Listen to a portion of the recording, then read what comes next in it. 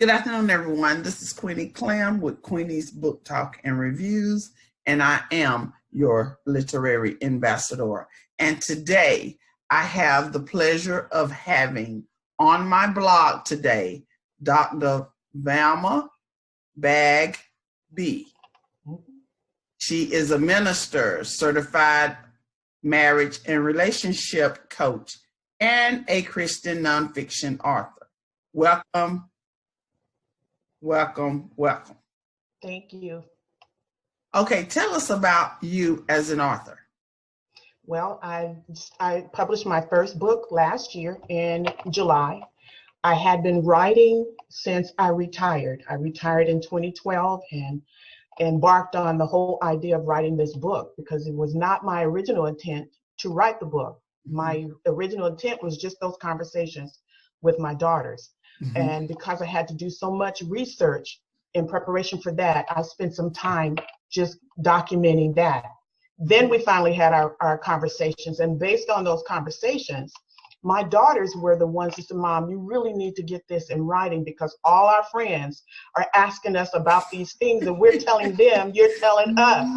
And so that's when I realized it's okay, God, maybe this is what you want me to do. And so then the second half of that period was just working on the writing. I wrote so much that this book is just really the tip of the iceberg. I didn't want to overwhelm anyone with the word or the research. I just wanted to introduce those conversations. And so the bulk of my work will also go into the workbook that I'm working on now, because I just wanted to just kind of share and see how it worked out there, see whether or not people were interested. And then after that, I decided to work on the workbook to include the rest of our conversations.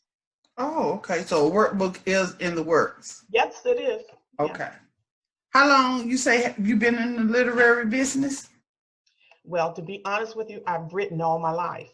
Just did not have an opportunity to express my own voice. Because of my work, I wrote programs, I designed programs, I wrote and created trainings for managers. I mean, I was writing all the time. I wrote for my company. I worked for the state of California. So it was their voice, not my voice. We have certain parameters on and the language. You know, everybody has their own language. So I wrote for them. This was different for me. This was my finding my own voice. So it took me a minute, lots of drafts, just trying to find my own voice and trying to express, what I wanted to share concerning our conversation. So it took me a minute, but that's how I began the project. I started writing. And to be honest with you, this story that's in the Back in the Day anthology, it was easy to write because a lot of the wisdom I gained from my own experience being married 45 years, and then the years that I used in just counseling others in ministry, it was easy for me to write that love story because a lot of what I learned through meeting my own husband, I shared a lot of that wisdom in that book, in my first book. Oh, okay. Okay. And what is your genre? My genre right now is Christian dating, Christian marriage, Christian relationships, because I don't like to use the word dating, but that's all we have right now. But that's kind of the group. Okay. Do you think you'll be writing in any other genre? Oh yes, I have several things inside of me. I was kind of having a conversation with my daughter about it. I'm not sure of the title, but I came up on the kind of on the rough side of the town. And for me to come from a place where a little girl can envision becoming a leader and an administrator like I did, if you were to see my life growing up, you would not have ever expected someone like me to become who I became. And so I call it from a small community, but you can call it ghetto, whatever you want to call it, but it was really tiny. We were poor. Everybody in our neighborhood was poor. It was life. We were still happy. We didn't know we were latchkey, all of that stuff. And then to go from there and work at the Capitol in Sacramento and become an administrator, it was a journey for me. And I think it's a story that's worth telling, that hopefully it will inspire other women, it can be male or female, that's coming up in an environment where you don't get to see a lot of the stuff I saw later on in life, because all you know is your neighborhood. All you know is your life experience, and everything and everybody that you connected with in your neighborhood were experiencing the same thing. So I think that's going to come. I'm working with my granddaughter right now on her own book. It's called The Little Letter K. We're trying to get it ready for December. So that will be fiction. It's about the little letter K who gets tired of standing in the alphabet line, and it tells the story of what she decides to do. And these are all ideas from my granddaughter. She's 6. So I'm hoping that we can get it illustrated and get it done in time for Christmas. Okay. How do you feel about reviews? Thoughts on reviews? I had a lot of reviews in the beginning. Before I published my book, I sent the manuscript out to about 20 people that I knew read books. And these were not these were not people I did not know. These were people I knew and who supported me. So I sent them the manuscript and I asked them to write reviews for me. And I don't know if it's because they know me or not, but all of the reviews were great. So I included those in my on my Amazon page, and I included those on my my own web page. But I haven't had a lot of reviews outside of the people that I know in my circle. You're the first. Thank you. Okay, so you say you will be attending the Christian Lovers Retreat. How do you feel about that? And I know you're excited because I am. I love the people I've had to engage with so far. I've met some wonderful new friends, like you, and some other folks that I've met just from the author takeover. Everybody has been warm and friendly. All of Vanessa Miller Pierce's team has been just really open and helpful. And so you can't help but being drawn into something like that. I said, this is legit. This is real. I mean, you hear about conferences and retreats all the time. What was unique about this was that it was focused on the books. I hadn't heard that before. And I understand this is year number 4. I had never heard of CBLR prior to January. And then the book clubs. I was so inspired about the number of book clubs that participate every year.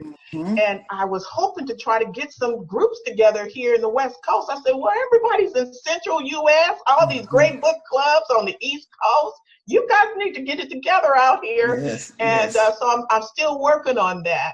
So I was excited just to learn about it. And it's genuine. And the people that work with designing and creating this whole event are genuine as well. So I have nothing. I was so happy to find it. And I hope to be a regular participant. Yeah. I enjoy it. First off, I am a Christian fiction. I mean, that's my favorite number 1. I mean, I'm trying to go out the box a little bit, but I teach a reading class. I have great young adults. And I'm getting there, but I really don't like it.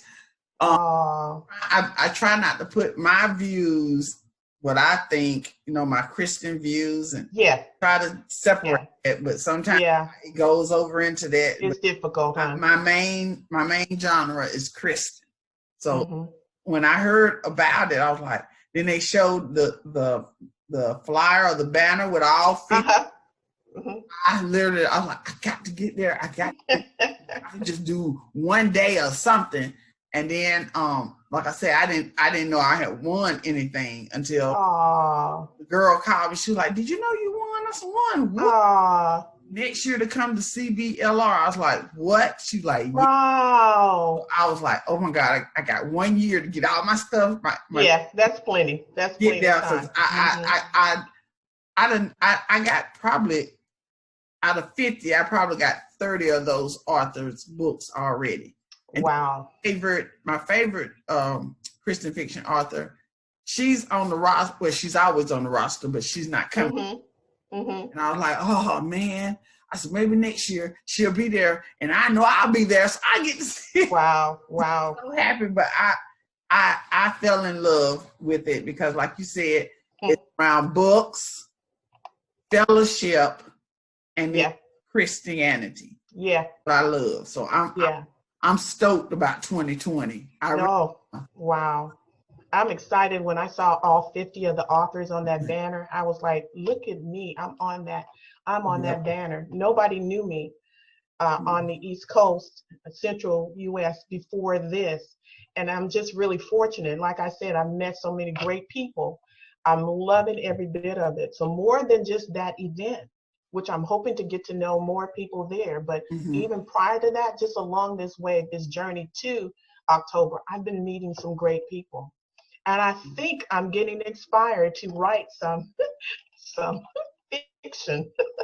All right. In my story, I talk about one part, and I don't know if you're going to get into the details of it, but there was one part where I was going to choir rehearsal, and back then we couldn't wear pants to church at all, even for rehearsals. So we would always wear our pants, roll them up, and have a skirt in our bag. We go and change, put that on before we stepped into the sanctuary. And so that was the day I decided, you know, my 10th grade guy, my husband now, lived near there. I didn't realize it at first. And so when I realized, I said, look, I'm tired of him not saying anything, but let me just be bold today and show up at his house.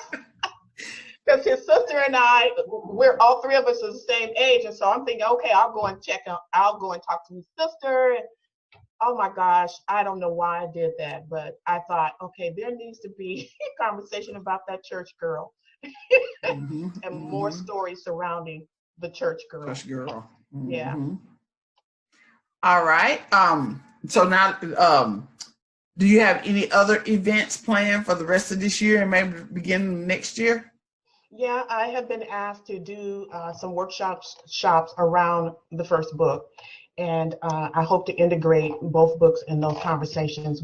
I have been talking about hosting marriage reset workshops, which is also based on the book, because it takes couples back to the foundational teaching of what we need to know about marriage. So it wasn't just single for singles, but it was also for married couples as well.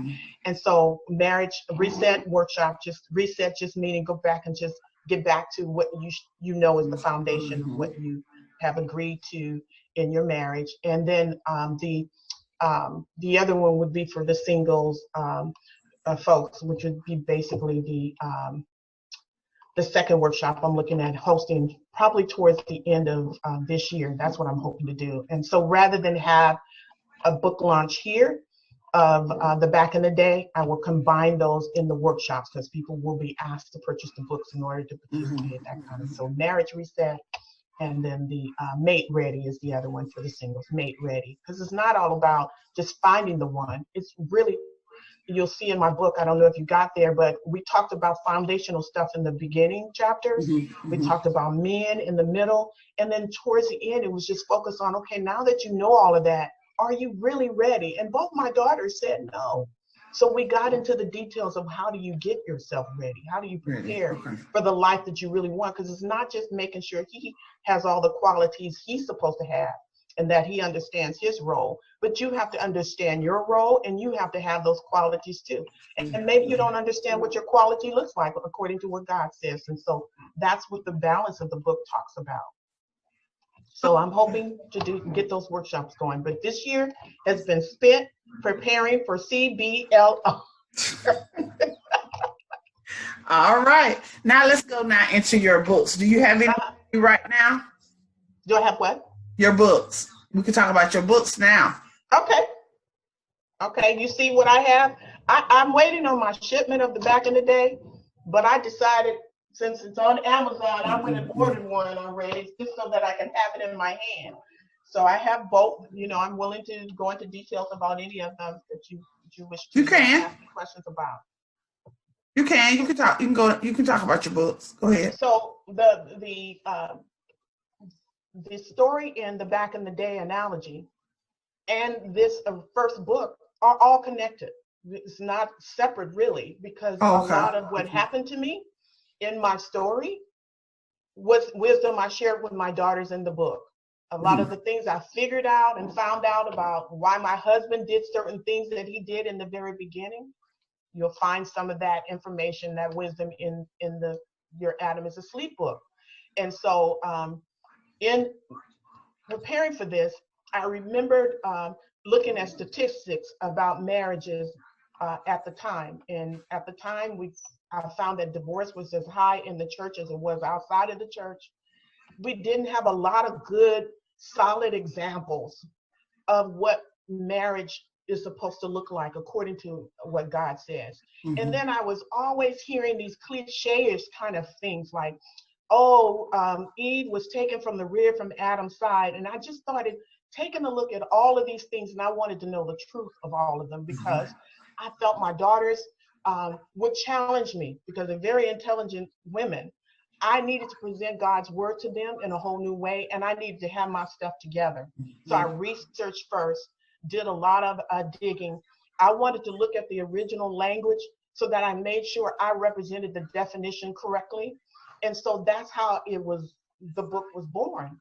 And Mhm. so in that research, I talk about in the very beginning, marriage really belongs to God. God owns it. He designed it, Mhm. he created it. Mhm. And we forget that we feel like we have certain rights to things that we don't own. God owns the marriage. And Mhm. so it's a Yes. spiritual union. And so in that, I wanted to make sure they understood the foundational teaching about what God says. And then we don't didn't realize that we hear about Adam and Eve all the time, but we forget a little detail. Eve was not created at the same time as Adam. And so given that, he came first. And God created Mhm. him from the dust of the ground. God told him what his responsibilities were. So for a short time before he created Eve, Adam and God were alone together. Mhm. So he Mhm. never understood aloneness because he had God. God. Mhm. And so it was God that made the determination that it wasn't good that Adam be alone. Even after he named all the animals, he saw them as couples. It never said that he questioned and wondered why he was the only one because he had fellowship already. Mhm. But God knew he would need a companion. And so we kind of discussed that a little more because we skip over that when we think about Adam and Eve being created. We forget to tell that Adam was by himself first. And then God took the rib out of Adam. And so because I was dealing with nurses, I did some research medically about people who have an extra rib. And so when you think of the purpose of the rib is to make sure your vital organs stay in place. So imagine that God took a symbol of something that's who's that was designed to hold in place all your vital organs. If one rib was moved, something would shift inside your body and Yeah. fall out. And so Mhm. it wasn't reasonable to that cliche that the rib came from the side. I found out that there are so many thousands of people who have an extra rib. And where that extra rib is located is around the neck, it's around this set. And so when we change our mindset from the rib coming from the side and understand that it likely came from this place in the neck, that's a position of authority. So she came from here, not here. And so Oh. it just opened up a whole, yeah, that's how my daughter, because see, they're nurses. I said, if you think in terms of the fact that we have so many millions that have an extra rib, nobody has an extra rib from the side, but they do have an extra rib here around the neck, which is like that position of authority and that position. So she was not subservient to him. She was equal to Adam. Even the whole title, help me, when you look at the definition, that really means one who comes along aside of you like him. So she wasn't ever Mhm. anything less than Adam. She was equal to him, but designed to be with him because God knew there were certain things that Adam will never accomplish without her. Wow. Wow. All righty. Amen. Yes. Amen. Woo. Thank you for that. hmm When did you know that you wanted to be an author?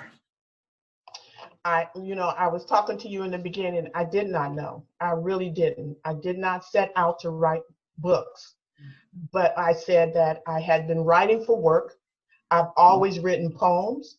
I've always written stories. I used to write Black history plays that we would produce at church. I mean, that I was writing somewhat all the time, but never classified myself as an author or a writer.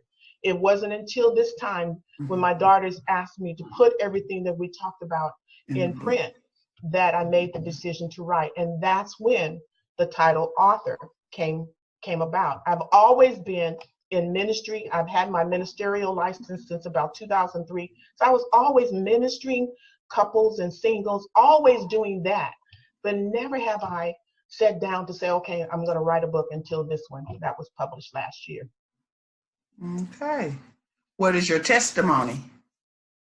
My testimony is I believe that through the journey God has given me, He's given me stories to tell. He's given me wisdom to share.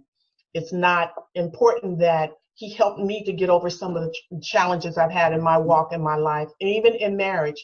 Part of what we talked about with my girls, and you'll see more in the workbook, was the tools you need to survive. Because the minute you talk about unity and agreement, the devil's after your marriage. And so I listen to people sometimes when they talk about, oh, my marriage is great. Oh, God is blessed. And I just sit there with my thumb like this and I'm thinking, okay, you just wait a few minutes. You just give it time, because the enemy is not happy with unity and agreement. So it's about making sure you have the tools that you need to survive. My marriage has not been perfect, neither my journey to get married based on my story. And so it's really about looking at it from the perspective of being believers and Christians and knowing who the enemy of your soul is. He will never want you to have a happy, unified, walking in agreement every day kind of marriage. He won't. He'll fight you. And so going in understanding who your real enemy is, because my husband and I, we can be happy and we can have some wonderful times. But girl, there'll be moments when there's hiccups. You go to your room, I go to my room. I wanted my daughters to understand the reality of making it work, but then understanding how to come back together and bring peace in it. So I just wanted to just really present them some real stories. And I know that that's what God has given me to do, is to really talk from that place of honesty and truth and share it with as many people as I can. Okay.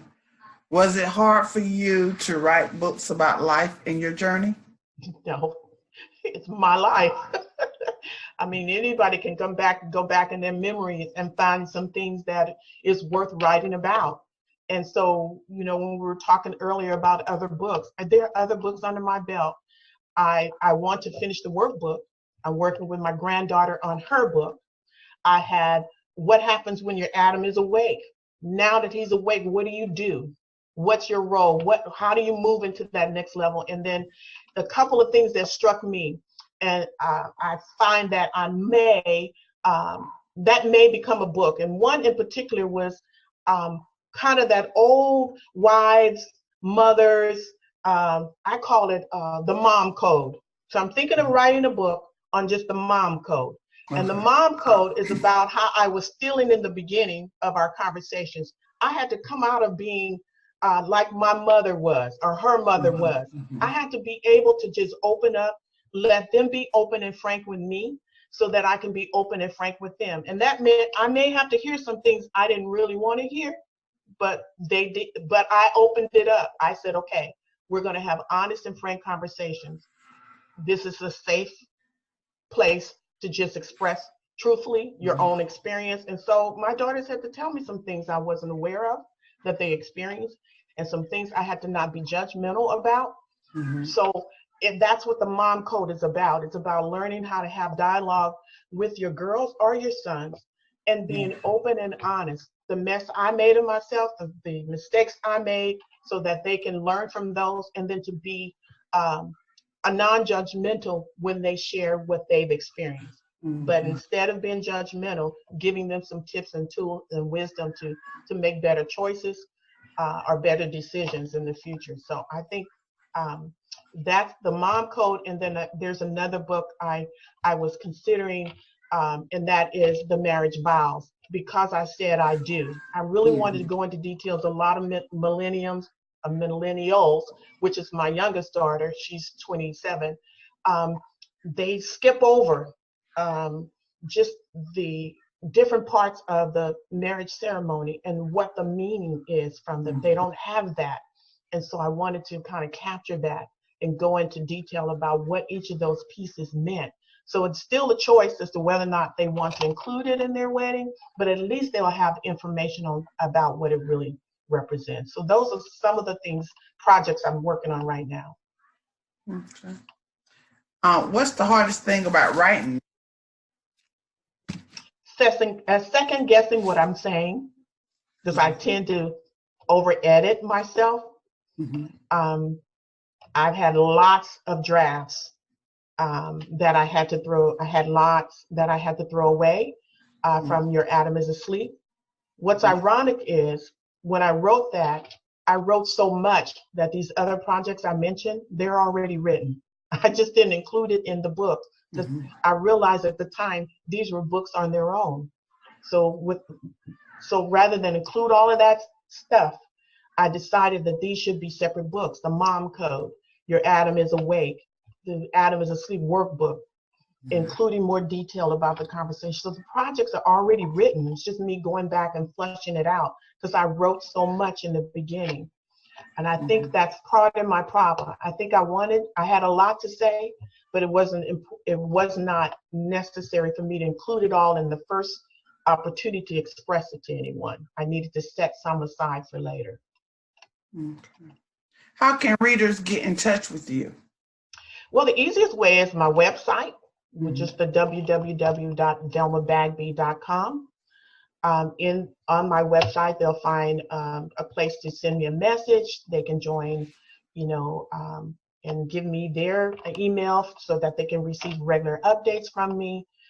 That's the easiest method. So they'll have access to me that way. Okay. What are some of your greatest accomplishments so far? I think my greatest accomplishment is, greatest? I don't know about the word greatest. I've got so many great things I'm grateful for. Okay. I'm just grateful. I think the biggest one is just grateful for what God is doing in my life. Every day I'm changing. I'm asking him to search my heart. Every day I'm learning new things in his word. We talked about earlier, I've been a preacher since 2003, been a teacher of the word since that time. I've taught in theology school. I love sharing my discoveries in God's word. I really do. I love sharing, have always loved sharing. So I think to me, just being a child of God and still being a child of God since I gave him my life at 24 is an accomplishment, because there have been many who fail. And given that, the word says the blessing of the Lord makes us rich, and we are daily loaded with his benefits. So I'm loaded every day because of him. And so I'm thankful that all of that trickles down to my family. All my family are believers. So my grandchildren are believers. I'm just grateful. So all of that trickles down from that. Have you read your own books since being published? Over and over. What I found that's unique about Your Adam is Asleep Until God Opens His Eyes is I include in there moments of truth. And these are true people. These are true stories. And it's amazing how God has caused people to cross my path. And in discussing my writing of the book, I find a story or their story that will fit perfectly in some place in the chapters, and they give me a permission to include them. And so there's a lot of those kind of examples with moments of truth where I'm talking about a point in the book, but then I'm able to give a real story behind it. Look, let me show you what this actually looks like, because it does still happen. And some people think that the way Adam and Eve came together never happens anymore. That's not true. Just having conversation with men, my own husband, I pick his brain a lot. I said, look, is it really true that a man knows who he wants the moment he needs to? He said, absolutely. He said, we might not declare it, might not say anything. Mm-hmm. And so all of that is in the book. So I wanted to try to give some truth in there and give some real examples so that people can see this actually happens. And as you can see in my own story, I didn't know that was my husband. I just thought he was just a guy in the 10th grade. I didn't know. I wasn't expecting it. And I think part of the problem we have today is we start staking and claiming folks. We shouldn't be staking and claiming anybody. When he didn't show he expressed the interest in the beginning, and then it kind of got cold, and I was curious. I'm going, what is that all about? But I didn't pursue it. I just let it go because I believe that whoever God had for me is going to be him no matter what. And so I think I guess that's the best way I can answer it at this point. Okay, this is the last question. That was 21 already. Before we end, but I want to ask you this also. Do you want to play a game at the end of this with me? Okay. Okay, last question. Is there anything else you would like to say before we end? No, other than I just appreciate this opportunity, and it was a pleasure to get to know you. And I'm grateful that you're helping all of the authors have this moment to just be interviewed. Thank you. And I appreciate it. You're welcome. You're welcome. All right, here's the game. It's my favorites. My favorite, your favorite perfume.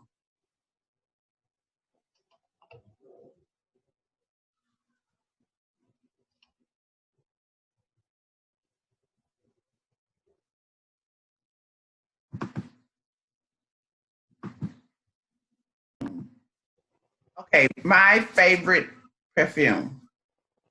Your favorite, no, excuse me. Anything Marc Jacobs. Marc Jacobs. I started off loving the one with the bumblebee on it, and my kids have bought the Marc Jacobs series. Every time he comes out with a new perfume, they buy me the new set for Christmas. I like the scent is clean, and it's not overpowering. So I've tried others, but I just stick with Marc Jacobs. He seemed to understand what fragrance I like or what smell I like. Favorite color? Blue. Favorite restaurant? My favorite, I think at this point I like Lucille's barbecue. That must be out where you're at, and you're in California, right? Yeah, and I don't eat meat, by the way. I only eat fish. So I'm not eating barbecue. I go in for the Cajun shrimp and avocado salad. I don't do no barbecue. My husband gets to enjoy the barbecue ribs. Yes, yes. And last, favorite scripture? Stopped again. Favorite scripture? I think if I would pick a favorite, it would be I can do all things through Christ who strengthens me. Philippians 4:13.